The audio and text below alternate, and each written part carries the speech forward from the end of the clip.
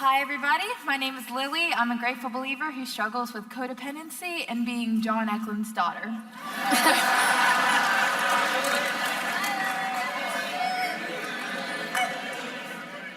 Hi, my name is Violet. I'm a grateful believer who struggles with self-worth. Hi, Violet. I always ask my family for funny stories or cute things I did when I was little, but there was nothing to tell. I did two main things: read and sleep. Mainly sleep. That sounds like a golden childhood, but the way that story plays in my head sometimes is that it makes me a smart, lazy pushover who has never been daring in her life. I've always been pretty hard on myself. I was born in Delaware, but only remember one thing about living there. It's my earliest memory. I'm sitting on a porch swing with my grandma, waiting for my sister Daisy to come home from school. My grandma was holding me and singing a made-up song all about me. I love, love, love my Violet. I love, love, love my Violet. My dad started into a full-time ministry in West Virginia when I was 2. My memories of West Virginia are mostly happy.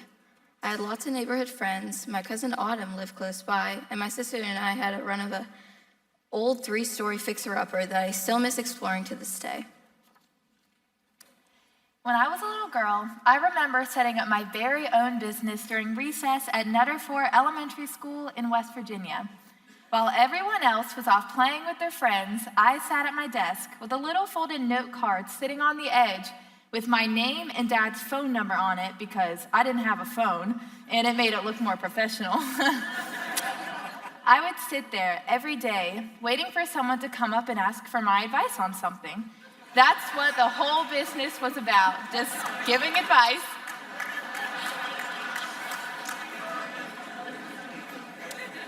It was such a good business, except for one thing. Nobody came. The whole time it was open. But I kept it up and running because I was so proud of it and I loved it, even though apparently no one else did. This is a perfect example of how, even all the way back in 4th grade, I was a codependent people pleaser through and through. My whole life, my main goal has been just to have people like me and need me. And I thought I was doing pretty good living that way.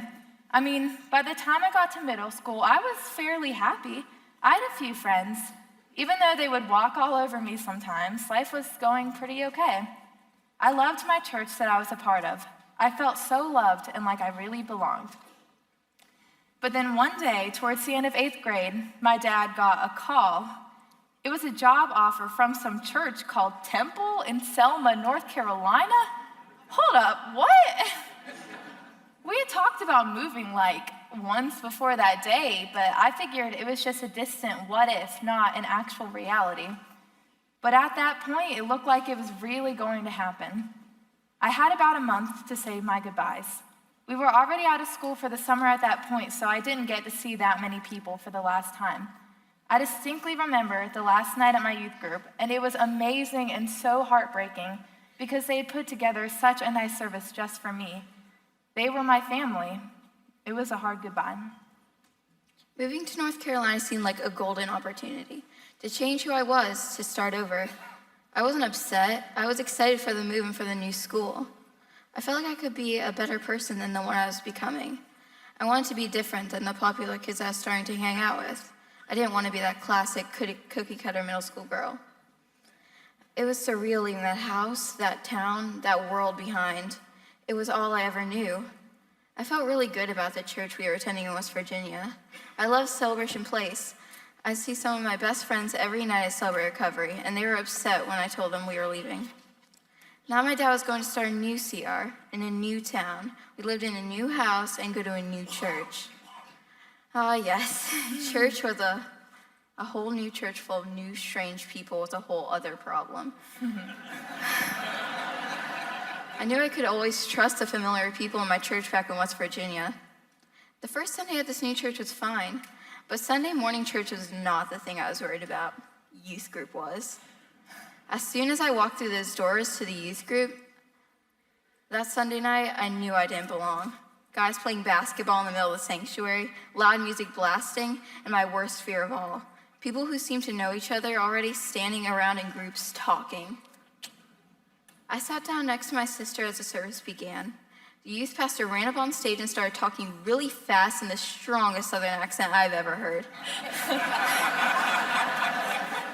It was as if he was speaking in another language. He was talking about their past youth camp and how fun it was and all these inside jokes. I wanted to run away and hide. And then, just when I thought things couldn't get any worse, he then plays a song that requires dancing, intense dancing. He told everybody to get up and dance. My sister, who was sitting beside me, got up and disappeared into the dancing crowd, so I was on my own. The youth pastor was dancing even more intensely than everyone, and I got scared. I mean, wouldn't you? How would you feel if a scary youth pastor was jumping like a maniac towards you with no sister to help you?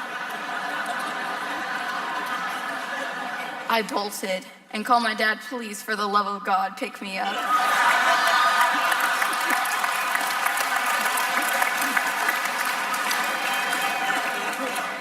So here's how that night went down for me. If you've ever been the new kid, you can relate to what I'm about to say. That night was one of my worst. I went into the service determined to impress everyone I saw and leave with bunches of friends, but that's not how it works. I sat down with some older girls I had talked to before, but every time I tried to jump into their conversation, I ended up feeling stupid and left out, so I just stopped talking.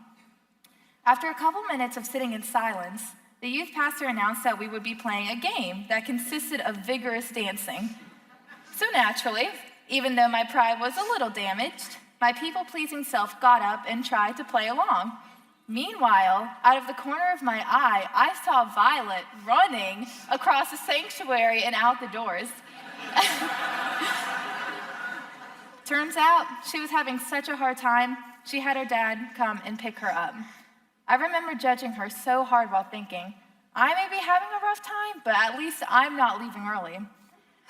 But lo and behold, about 20 minutes later, I found myself in the bathroom crying my eyes out to my dad on the phone, asking to be picked up. Let's just say he wasn't too happy with me since he had literally just picked Violet up, but he eventually gave in and told me he was on his way. There is a good part to this otherwise kind of depressing story. While I was waiting, a leader at the church stepped out of a bathroom stall and told me she heard the whole thing. I can't even express how embarrassed I was. But the thing she said next surprised me. She told me that she understood that it was normal to feel that way and that she was here for me if I ever needed to talk. That was all it took for me to start sobbing all over again into her arms, saying how much I miss my old church. And after all was said and done, I was on my way home, feeling lighter and somewhat more ready to tackle a new school the next week. I read all the books. I watched all the movies. I was ready for the first day of middle school. My palms were sweating, and I was shaking as I walked through the hallways to my first class. New kid, I heard kids whispering. All the confidence I imagined I had was thrown out the window as I walked through that door. Everyone gave me that judging look. You know the look. There I was on the first day of school at a new school. It was my one and only chance to make a good impression. As soon as I sat down, I put all my stuff down and looked around. I was just waiting for someone to talk to me. Hi, a guy across from me said. Hey, was all I said. Why don't they just leave me alone? Well, I guess I got my wish because he turned around to talk to someone else. Why won't anyone talk to me?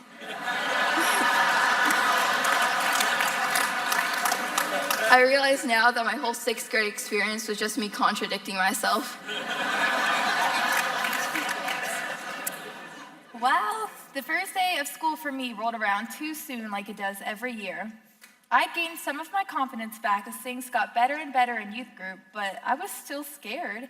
It was my first day of high school, and I knew that as soon as I walked through those doors, I would be on display for the whole school to see me, and I had to make them like what they saw. I did have some security, though, in the friends I had made at preseason volleyball practice, where I had actually fit in pretty fast. But somehow, fitting in high school, something I've wanted to do my whole life, just didn't feel right. I felt lost, like I had no idea what to do. I could feel myself putting on a mask of who I thought people wanted to see when they looked at me. I thought the mask would make me seem better. Of course, under it, I was still just me, but the mask helped me find confidence to face the avalanche of new situations I found myself in. But as most of you know, that doesn't typically work out because pretending to be someone else is hard work and gets old fast. Being shy and nice makes you an easy target. Everything I did, someone seemed to have a problem with. It started with small, classic middle school things. You write too small. I solved that problem and you didn't. I thought you were supposed to be smart. All of which bothered me a lot, but that was nothing compared to what was coming. There was one girl that I thought was my friend. One day we were just sitting at lunch together, happily talking, when she said, "I don't know, Violet, you're not pretty, skinny, or have a personality. You're just kind of there." I already felt bad enough, but my only friend saying something so hurtful, I felt worthless. The words she said to me started a bunch of thoughts inside me. She thinks I'm worthless, I feel worthless. Maybe I could become worth something if I just changed something. So I stopped eating. I didn't realize how bad it was for me, but I did know how badly I wanted that end result. To be pretty and thin, the thing my friend had told me would make me worth noticing. I never told my family how bad things had gone at school, not anything. I used to come up with these stories just to keep them satisfied. Every day after school, my mom would say, "How's your day?" "Fine," I would say. I knew she wanted to know more because she was a good mother. Then she would say, "Are you sure?" And then I'd be like, "Well, actually, someone today called me stupid." She'd then get mad and ask me who and when. I would tell her, because it technically wasn't a lie. But it wasn't even the half of what was really going on. Like the day I'd forgotten to bring my lunch to school. And one of the girls sitting at my table noticed and said, "That's a good idea, Violet, not to eat. You could stand to lose some weight." Her words hurt so much. I went home from school that day determined to find ways to lose weight faster. That's when I started making myself throw up. I never told my sisters, parents, or anyone else about my eating problem and my struggle at school. Like I said before, I was determined to keep that secret. I bottled up all my emotions and became distant with my family. I couldn't risk hurting them. My walls got thicker. The move to North Carolina opened up, for me, a door that I had absolutely no experience with. Boys. Boys? What even are those? Back in West Virginia, I can assure you that no boy ever took interest in good old brace-faced Lily. But here in North Carolina, things were different. Boys were actually giving me attention and hitting on me. I had no idea how to handle this brand new area of life, so I responded the best way I could, by playing it cool.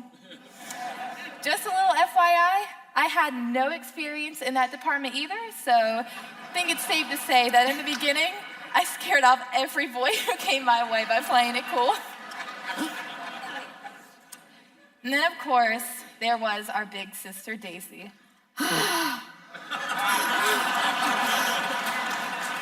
The second she came into the picture of North Carolina, let me tell you, there was not a single boy in that whole school who didn't drool at the sight of her. It was unreal.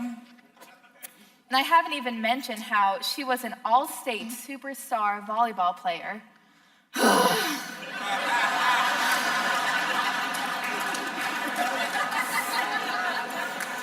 She went out almost every night of the first month we lived there with a different friend group each time. I felt so lame and so inferior to her and almost guilty that I wasn't doing the same thing. I mean, I had made friends, but I convinced myself that they wouldn't want to do anything with me. Why? I don't know. How do you explain insecurity? It was just there, making me insecure. So basically, I was one hot mess. I loved youth group, but sometimes the exhaustion of balancing my image at school overwhelmed any desire to go back out and have to do the same thing at church. It's so strange what insecurity does to you, and I felt like a slave to its ever-changing demands. There were some really good friends I began to make that I felt like I could be myself around, and that helped me break out of my shell a little more. I started to feel happier and happier with my new life, but I was still scared to death. I just couldn't shake the feeling that I wasn't enough. I'd always struggled with that feeling, but never like this. The summer came around and it was great. No school for 3 whole months. We visited Delaware to see our grandparents, and it was there that I started eating again. Shout out to my grandma.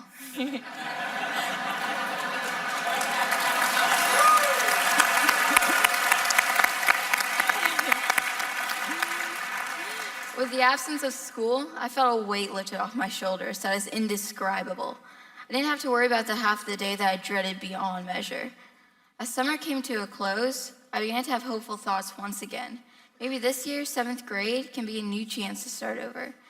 I felt like I was ready to meet the challenges of middle school head on, but then the challenges punched me in the face. I was still eating normally at this point because I was determined to keep my strength up so I could try out for the volleyball team. Naturally, coming from a long line of very good volleyball players, I was sure to make the team.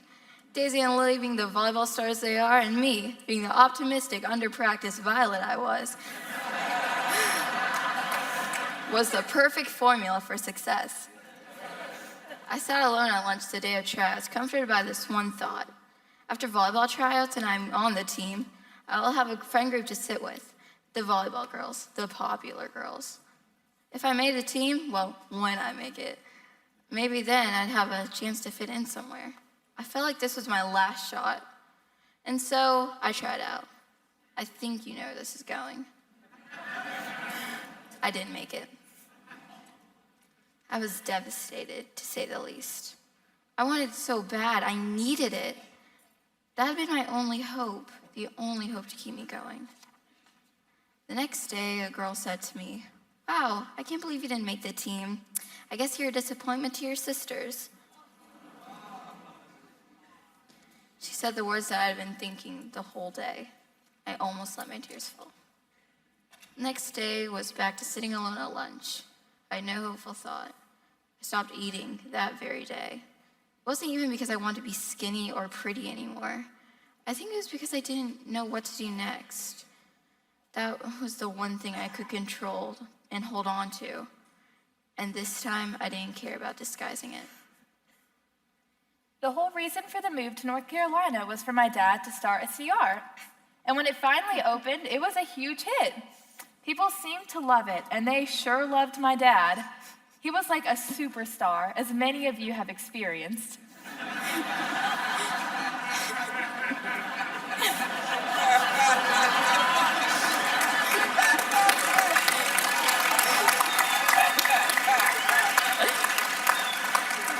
But in the back of my mind, I was scared that my hopes were too high and that this would end up being like everything else did in the beginning of the move.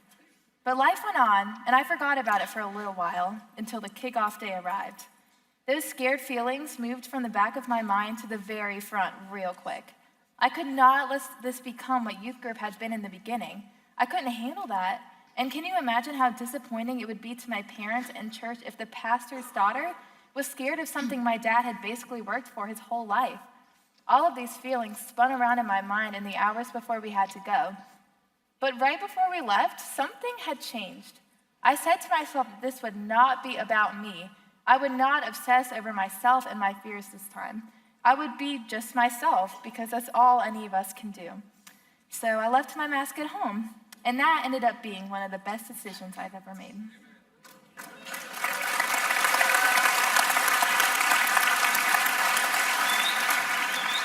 Sober recovery at our church announced they'd be starting a new group for teenagers, The Landing. Great. Great, I thought. Another form of social interaction. Only this was at CR. I felt like I wanted nothing to do with it. So, like a repeat of youth group? I hope not. I was dreading going to it. I walked in the doors yet again to an uncomfortable arrangement. It was exactly like youth group. But one thing was different. This time my sister Lily wasn't sitting next to me. Lily was swarmed with people. She was all I had left, but I was truly alone in both the friend and family department. I hit a new low. I sat down in my seat with my frustrations consuming me. Leader told us to take a card and write down what path we need to take, what path we're ready to take, blah, blah, blah.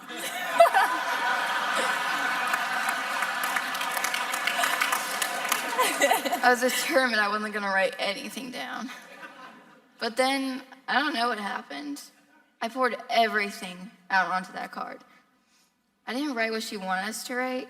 I wrote how much of a struggle my eating problem was, and how afraid I was of it being a disappointment, and how much I hated school, and how alone I felt, and how I wish I could start over again one more time, to really start over.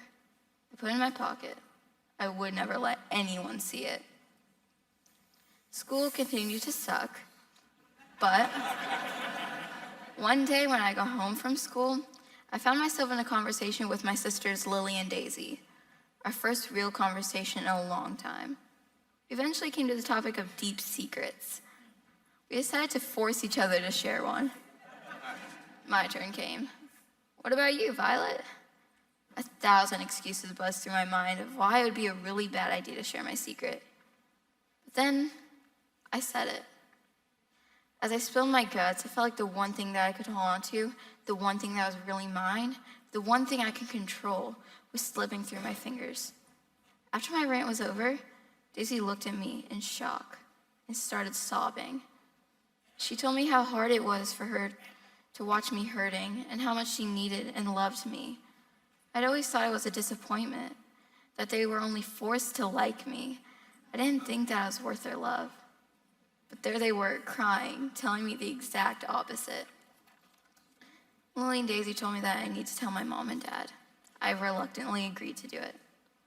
I told my parents about my problem. Actually, I told them about all my problems that night. After I was done, my dad told me he already knew.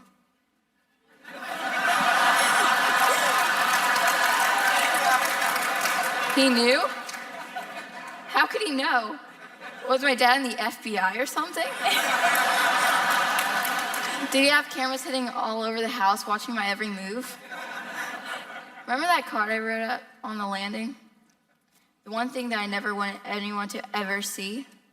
Somehow the card had found its way from my pocket onto his desk. I still, to this day, don't know how that happened. This question flashed my mind. If he knew, why didn't he get mad? He knew I was lying. He knew and still loved me and treated me the same. I was still worth it to him.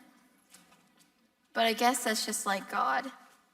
He knows everything, but he always loves me and treats me the same. I'm always worth it to him.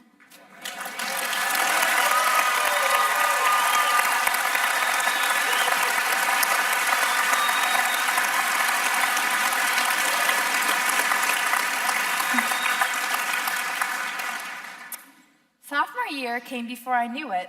I already could feel that this year was going to be good. I had a best friend at that point. It was my second year on the volleyball team, and the coach had hinted at bringing me up to varsity. And I had a senior guy interested in me who I wasn't exactly pushing away. But I was still letting insecurity pull and push me every which way. I was getting stronger, but I wanted that instant freedom. Every time I felt insecure, it seemed like I was back to square one. I felt like no matter what I did, I couldn't shake free of feeling inadequate at times. But towards the end of the year, with a lot of growing in between, it finally started to sink in. I still felt happy for the most part, but it began to be for the right reasons. I remember a big turning point in my journey was one night. I had come home from CR feeling like a complete hypocrite. I had been told that I struggled with codependency ever since I started the landing, and I thought it made sense. But like I said earlier, I wasn't trying to change anything. I got blue chips almost every month and didn't even remember why the next day. I felt like I had been playing CR, and so I went to my parents crying and telling them exactly how I felt. They told me that all of this was normal to feel, and then really explained to me in depth what CR meant in their lives and in the lives of countless others, and I finally began to see. I told them that I just didn't know how to change. I was expecting to have this big, shining moment of realization where I didn't have to worry about what others thought of me, and I could just love them because that's what we're called to do. But it never came. I didn't understand why, no matter how hard I tried, it never came.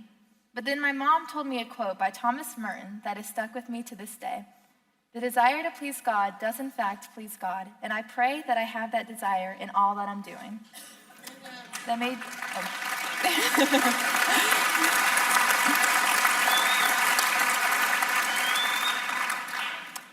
me realize that I can't just change by having sheer determination and just trying. I have to have the desire to please God in all that I'm doing, and He will slowly but surely guide me and change my heart. And that's what CR is all about. When we finally stopped talking and I went to bed, I wrote in my journal before I went to sleep, excitedly talking about how I finally understood and that tomorrow would be the start of something different. And I distinctly remember that day making decisions, not even thinking about myself, but thinking, even though I don't want to do this, if it would make this person genuinely happy, then I'll do it. And it was one of the happiest days I can remember.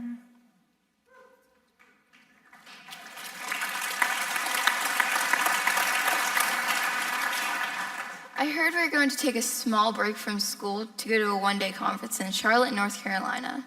We were meeting some of Daddy's CR friends there. It seemed fun, but what didn't seem fun was spending the whole day with perfect and intimidating people.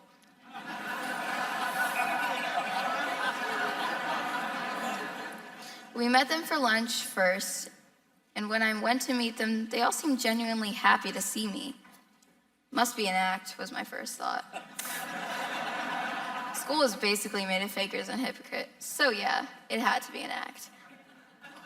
The day went on, and I opened up a little bit. They seemed to actually want to talk to me and get to know me, more than anyone else on my family has ever done. It made me feel like we were family. It was just me, Violet, but they still accepted me. They could see me for who I was, not what I looked like or what I've done. They didn't care about that I didn't make the volleyball team or that I wasn't popular. And even if they thought I was annoying or too quiet, they didn't hold that against me. The kindness that I was shown that day made me begin to realize something. The unkind way people had been treating me had nothing to do with who I was. It had everything to do with who they were.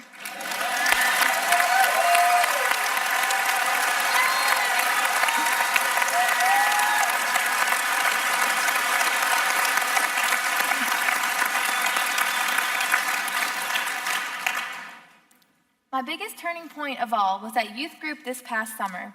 We were having a normal youth camp for the most part, but then one night, our youth pastor got really serious with us. He was talking about how each person is worth it, how every single person, no matter how annoying they can be, no matter what, that they're worth it. And he even told us that he had seen us all week treating each other like we weren't worth it. And so he challenged us to go up to at least one person who we had mistreated and apologize. Whoa. That's not your typical summer camp activity.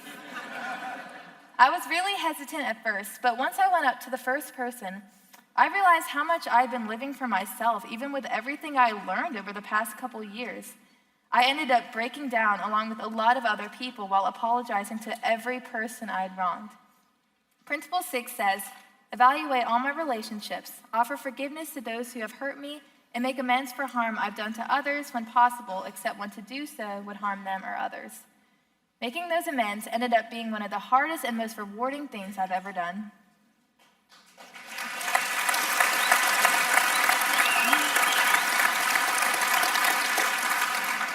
After I told my parents about my eating problem, I stopped. Not with pure determination, but with help from God and others. Next month out, it will be a year since I made my decision.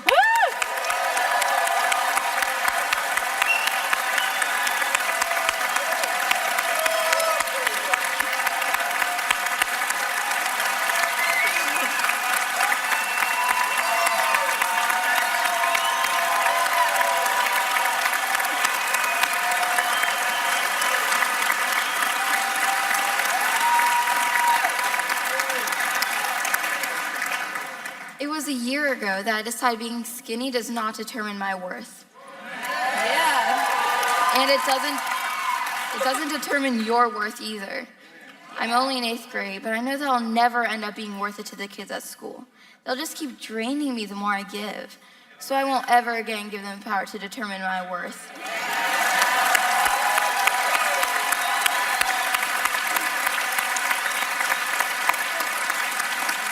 You see, I know my worth.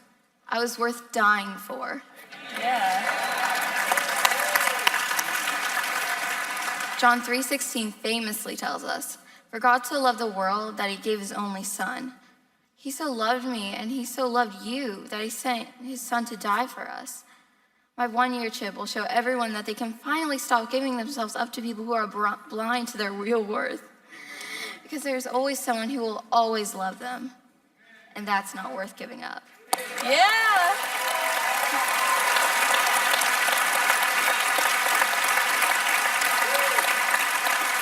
Gosh.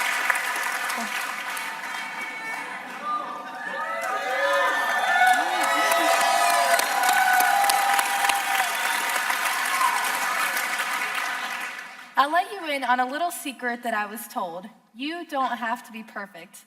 You don't have to act a certain way just so people will like you. We serve a perfect God who just so happened to create us exactly the way we are and loves us more than we can comprehend because of it. Do you do everything with others in mind to please them so that you feel good about yourself? I did too. When I accepted that not everyone will like me, and when I decided to do everything with others in mind because I love them like Jesus does, it was like my world changed. I was so much happier, and I felt free of insecurity and fear. 1 John 4:18 says, "There is no fear in love, but perfect love casts out fear."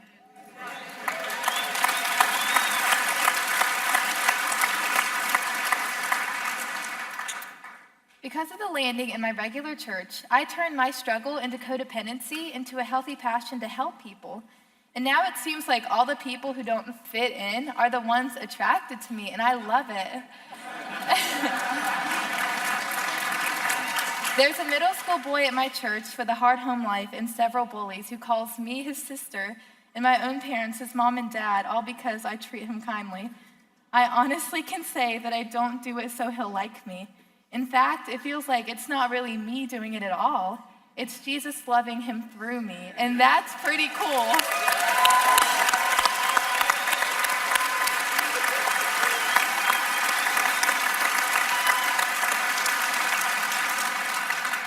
And all of this is what recovery is about. Sure, some testimonies tell you how they had this one grand, life-changing moment, and that's great. But for most of us, it's a process. It can get really discouraging sometimes when we feel like we're stuck in a rut that we just can't get out of no matter how hard we try. But it's all about not allowing our circumstances and desires from the flesh to overwhelm us and drive us to give up, because, newsflash, we serve a God who is bigger than all of that.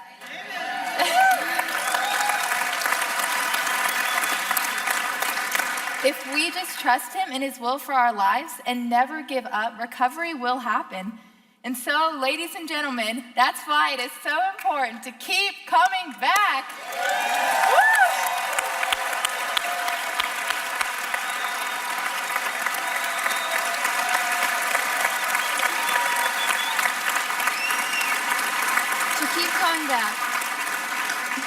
To keep coming back to a God who loves you, to a God who values you.